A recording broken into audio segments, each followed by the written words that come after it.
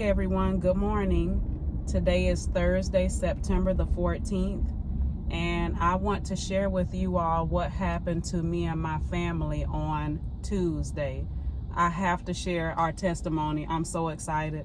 We could have been crushed alive and would not have even known it. We would not have even had time to react, and I gotta share this. Tuesday, my husband had an appointment that we had to travel to, and when we got to his appointment, we pulled into this parking garage, and as I pulled in, I stopped to let him out so he could go ahead and head to his appointment.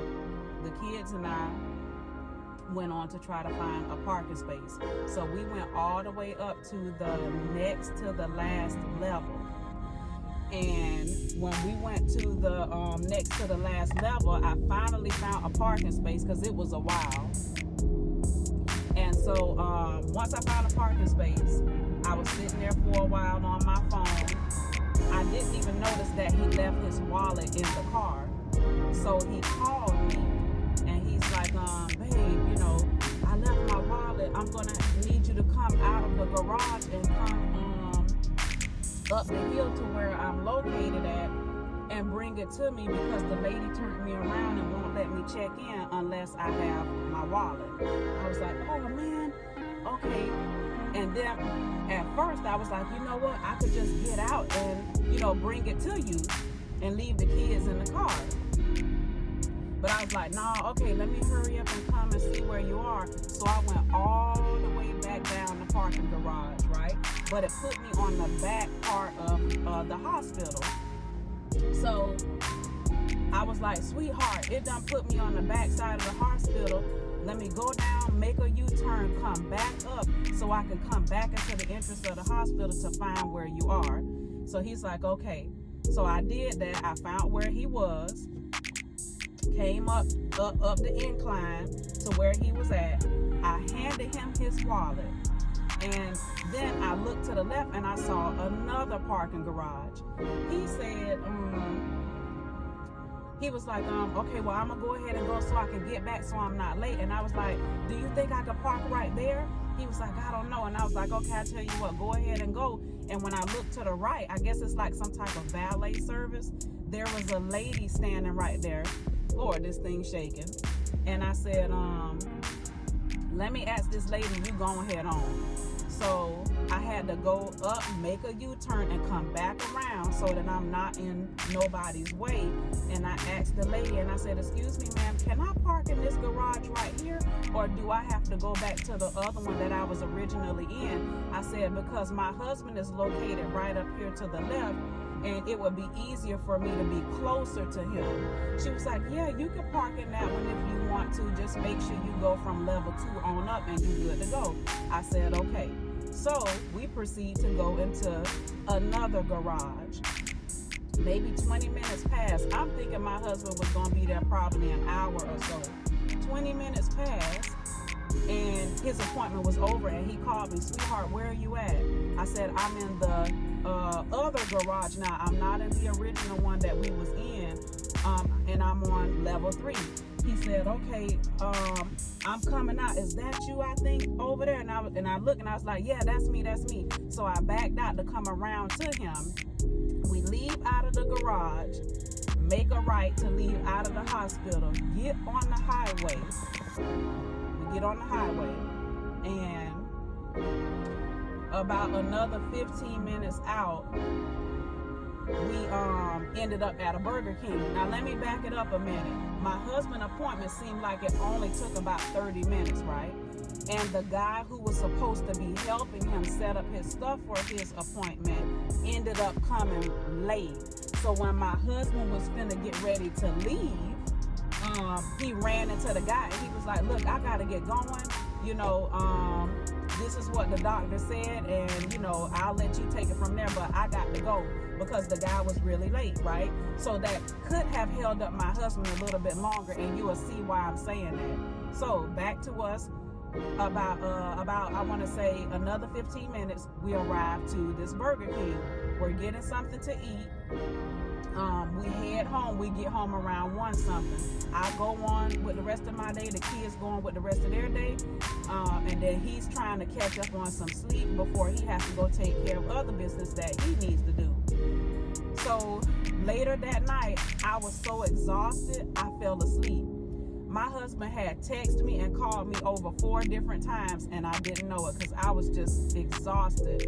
And about 3:30 in the morning on yesterday, I jump up out of my sleep, and I got up out of my sleep, and I was led to just grab for my phone.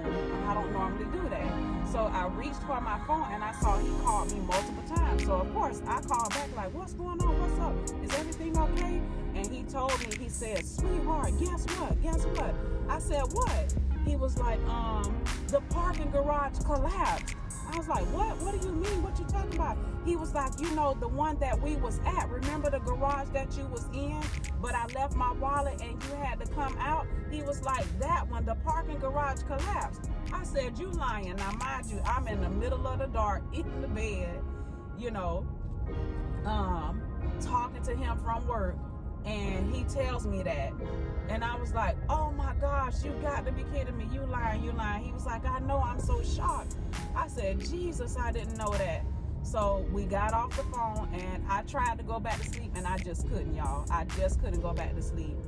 So I found the video of it or what have you, and part of the parking garage at that hospital collapsed, and the area that collapsed was the area that me and my kids was in.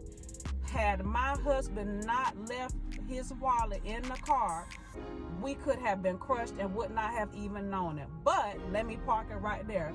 According to Psalms 91, no evil is even allowed to come near you, neither shall any plague come near your dwelling. It's so much in Psalms 91, and I had prayed that prayer before we even left. Hallelujah. And so then, not on top of that, you know what I'm saying? What if I would have not listened to the voice of the Lord? What if I would have said, well, let me leave the kids in the car so that I don't lose a parking space, because I'm thinking about convenience instead of thinking about what God sees ahead that we don't.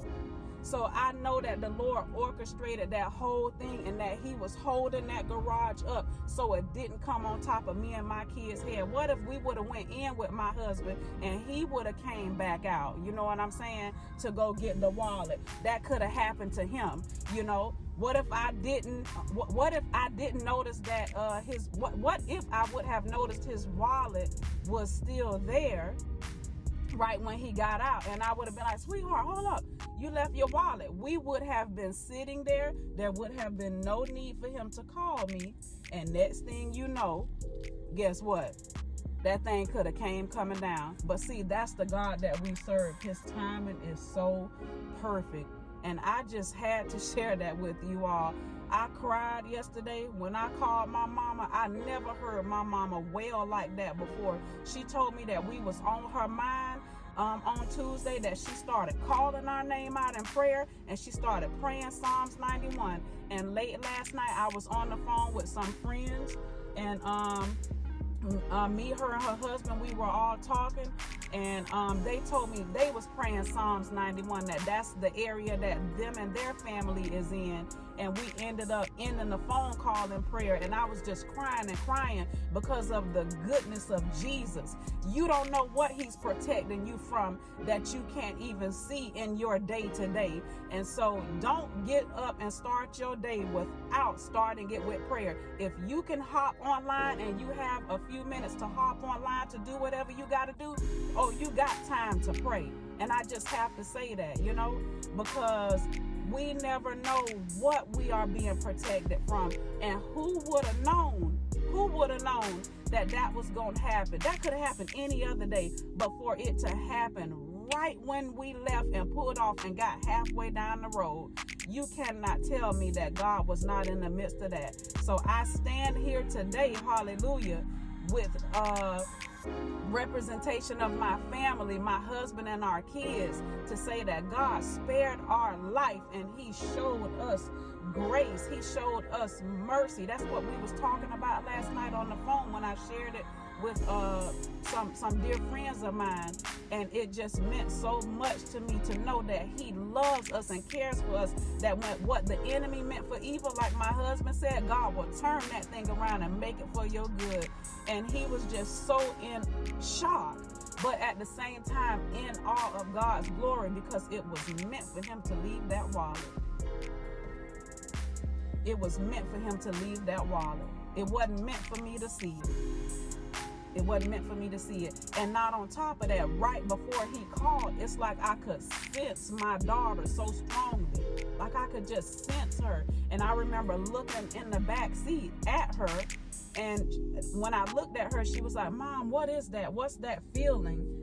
She was like, is that cars above us? And I was like, yeah, sweetheart, that's what that is. Because we haven't been in a parking garage at the hospital in so long, which is a great thing, because I felt like we used to live there. Because, ma'am, when I tell you our kids were being hit left and right, it was always something going on. And those of you who can remember that far back, you know how far God have brought our son. You know what I'm saying? So she doesn't really remember that, you know. And when we do need to go to the hospital, we out in the open. We're not in no parking garage area. But anyways, when we told the kids, we just wanted to show them how God showed us grace and mercy, how he favored us, how he kept us, and how he watched his